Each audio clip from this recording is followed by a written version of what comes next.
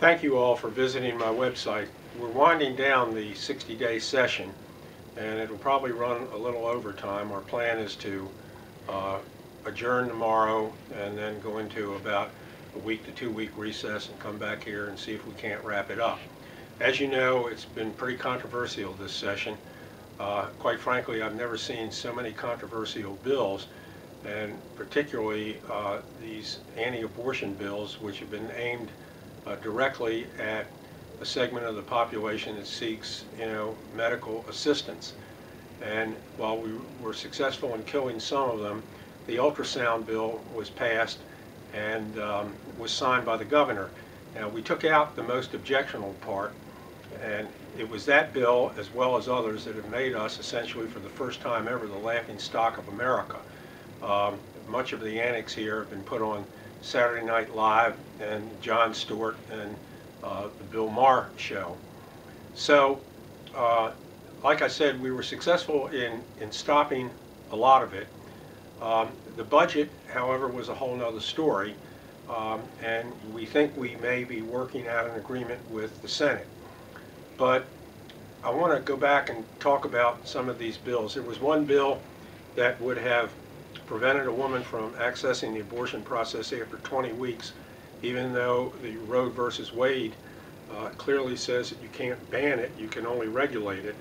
In addition to that, there was another one that would have forced the limited number of Medicaid cases that we have. It would have forced poor women who needed an abortion because they were carrying an encephalitic fetus that would not survive more than 24 to 48 hours outside of the womb. They would force them to carry this for 4 more months against their will, and that was defeated. They also had a bill that would have turned the HPV, human papillomavirus, into an opt-in program. Right now it's opt-out, and a lot of states have this. It was very valuable. The medical community came up and in unison spoke out against what we were doing, and finally we were able to derail that bill as well. There were almost 40 gun bills put in. We repealed the 1 gun a month that we passed 20 years ago, and if a person would have bought 1 handgun a month over the last 20 years, they'd have had 240 handguns. And when I spoke on the floor against repealing this, and the police were against repealing it, both at the local level, state level, I said that if 240 handguns are not enough for you, something's gone terribly wrong in your life.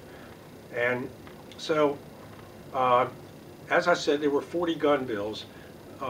Some of them made it, some of them didn't. But this is something that we're going to have to deal with for years to come. When the Republicans took over the Senate, and I might add it's a 20-20 break with the lieutenant governor having the tie-breaking vote, it just opened the floodgates to all these types of legislation, and we've had to deal with that.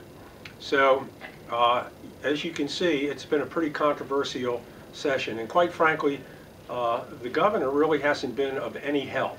He was helpful last year. He's been of no help this year. He signed the ultrasound bill in spite of all the negative publicity surrounding it. And quite frankly, it's, as I said, the bill made us the laughingstock of America. But that wasn't the only one. So we hope to wrap this thing up within the next 30 days. We also haven't dealt with appointing new judges, so there's a lot of work that remains to be done. But again, I want to thank you for visiting our website, and please stay in touch with us.